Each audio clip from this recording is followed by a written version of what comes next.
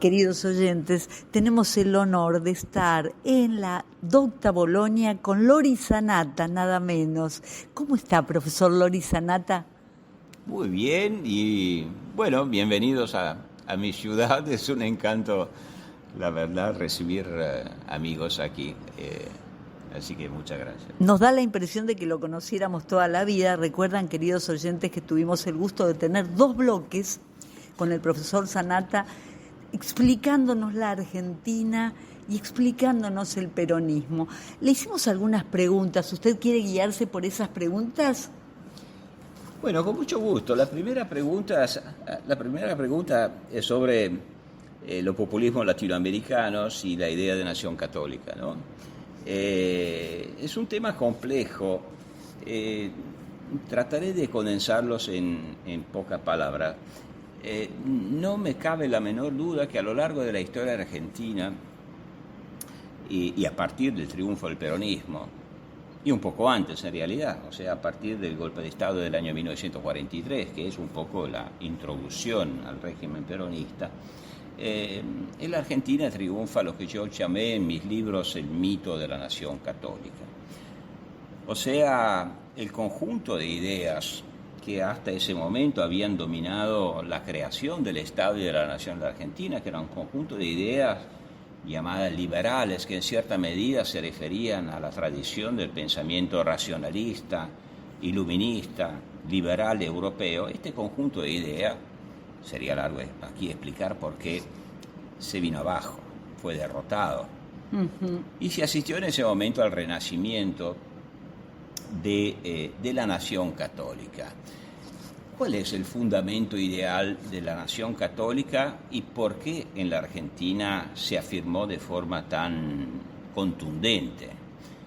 Tan es así que yo creo que siga siendo el mito nacional predominante o hegemónico en la Argentina contemporánea. Bueno, esto yo creo que se explique primero porque Argentina, como el resto de Latinoamérica, forma parte de la tradición hispánica, de la tradición hispana, y no hay que olvidar que la tradición hispana siempre vio en el iluminismo, el racionalismo, el liberalismo, los hijos de la Reforma protestante. Exacto. O sea, en cierta medida los efectos de esa reforma, la Reforma protestante que tumbó la cristiandad europea, que hizo pedazos la cristiandad europea. Un cisma. Ajá. Un cisma tremendo para la cristiandad europea y un cisma del cual, sin que fuera previsto, porque no estaba en el pensamiento ni de Juan Calvino ni de Martín Lutero, de la cual derivaron todos los fenómenos de la modernidad política, filosófica, científica, o sea, la revolución científica que terminó en cierta medida, no digo eliminando porque no sería correcto, pero postergando sin duda las visiones religiosas prevalecientes hasta ese momento, las revoluciones filosóficas que llevaron al racionalismo, de Descartes, Spinoza, hasta el iluminismo del siglo XVIII, hasta las revoluciones tecnológicas y las revoluciones políticas y filosóficas, el constitucionalismo y por lo tanto la democracia, y por tanto el fin de las sociedades de estamentos como eran las sociedades cristianas hasta ese momento. Todo eso es el enemigo de la cristiandad hispánica, porque todo esto es lo que finalmente terminó debilitando la cristiandad y marginando el universo católico. Claro. España, la madre patria, que había sido la capital, ¿no?, intelectual y hasta en cierta medida económica del mundo en el siglo XVI, cuando colonizó las Américas. 3 siglos después, cuando Argentina y el resto de Latinoamérica se vuelven independientes, se ha vuelto un país marginal en Europa. Ha perdido la hegemonía, se ha quedado al margen de la historia, en cierta medida. Un país atrasado, vinculado al dominio de la Iglesia Católica, que ya en ese momento es vista como oscurantista. ¿Por qué es relevante esto para Argentina? Bueno, es relevante porque... por favor, así lo entendemos, claro. Claro, porque al ser hija de esta historia, en la Argentina el liberalismo o la tradición iluminista que confluye en el iluminismo es vista por el pensamiento nacionalista como extraña a la idiosincrasia nacional, como si fuera un producto de importación del mundo protestante. Uh-huh. O sea, a medida que la Argentina se va creando a comienzos del siglo XX una sociedad de masas donde el llamado pueblo, o sea, las clases populares comienzan a presionar para ingresar a la vida política y social. Bueno, con las clases populares ingresan a la vida política y social clases sociales que tienen una visión esencialmente religiosa del mundo. Exacto. Lo mismo que pasa, por otra parte, en los países católicos europeos, como España, como Portugal, como Italia. Claro. Y entonces, para todos estos grupos sociales,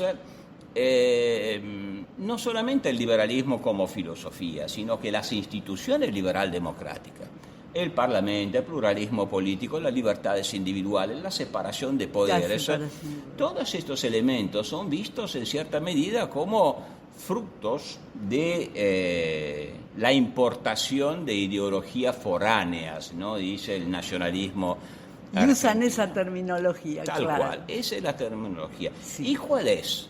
Si este es el gran enemigo, el enemigo eterno, ¿no?, de la cultura católica del pueblo, de la nación católica, ¿cuál es la propuesta de la nación católica efectivamente? Bueno, la propuesta es, en primer lugar, volver a reunificar lo que el liberalismo había separado.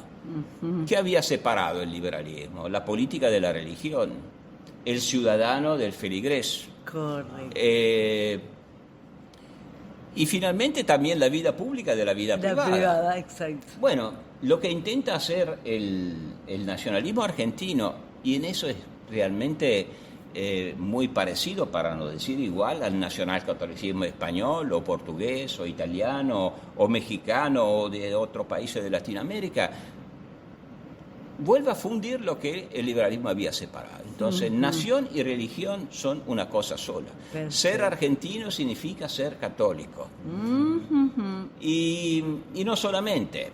La idea es que si el pueblo es uno debe ser su voz.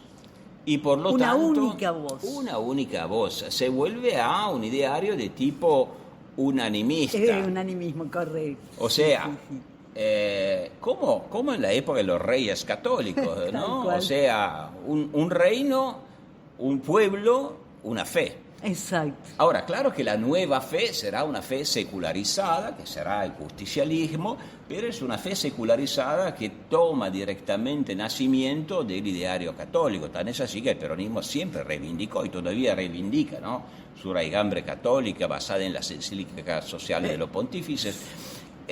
Así que se tiene que volver a la unanimidad. La doctrina social de la Iglesia, pienso, profesor Sanata, claro. Y no es solamente esto, sino que es una idea corporativa, orgánica del orden social, ¿no? O sea, el centro no es el individuo con derechos y deberes universales. La idea es que la nación es un cuerpo, como lo era dentro de la visión del mundo de la cristiandad tradicional, preliberal, antiliberal, antirracionalista. Y entonces, ¿cómo es concebido el orden social? Como un organismo. Claro. El orden, por otra parte, no se dice que nadie como el ser humano, el organismo humano es hecho a semejanza de Dios. Exacto, a imagen y semejanza de Dios, y por tal lo tanto, cual. El orden social y político tiene que reflejar este orden. Claro. Y en el cuerpo, bueno, el cuerpo tiene un conjunto de órganos y cada órgano tiene su función. Y esa función, no otra función, no existe movilidad social en el organismo humano, cada uno cumple su función. Claro. Y todas las funciones, aunque sean diferenciadas entre ellos, confluyen en la armonía, digamos, total del cuerpo. Uh-huh. Y esta es un poco la idea. ¿Qué es la comunidad organizada? La famosa comunidad organizada es esto, o sea, el individuo está sometido a un cuerpo, que es como en la sociedad corporativa del medioevo. El ideal es la sociedad medieval vista por el nacionalismo católico argentino como por el nacionalismo católico español, italiano, etcétera, es vista la sociedad medieval como el ejemplo de la sociedad corporativa, de la sociedad de cuerpo, de la sociedad cristiana, antes que la reforma protestante la despedazara. Y entonces ahí se vuelve, la comunidad organizada es eso, cada uno su lugar, cada uno su función, todos bajo la égida del Estado peronista, por supuesto, que organiza todo el Estado, todas las relaciones, como un pater familia, como un papá que mira a los hijos para que cada uno cumpla dentro de las hijos que necesitan permanentemente la aprobación del papá y no pueden hacer nada sin el papá.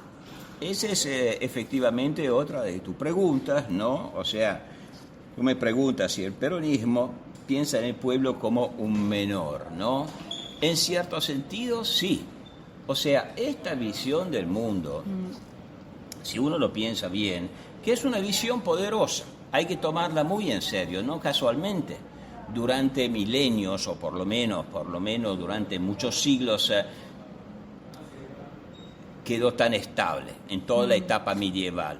No solamente esta concepción del mundo probablemente es la predominante en el mundo que no vivió las revoluciones iluministas que vivió Europa Occidental, claro, ¿no? Esta idea orgánica de la comunidad.